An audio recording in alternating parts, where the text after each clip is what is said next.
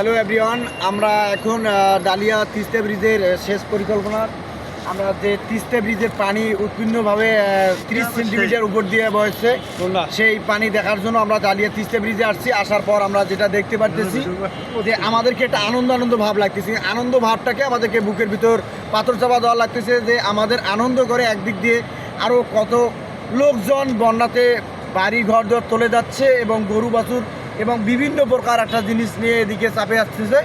আমরা এটা দেখার জন্য আসছিলাম যে আমরা আনন্দভোগটা আমরা করতে পারলাম না। আমরা এখন যাব যেখানে হয়তো মানুষের বাড়ি ঘর দিয়ে তলাইতে গেছে এবং রাস্তাঘাট তলাইতে গেছে। আমরা ওইখানকার কিছু ভিডিও ফুটেজ আপনাদেরকে দেখাবো। আমরা এখন নেক্সট ওইখানে যাচ্ছি।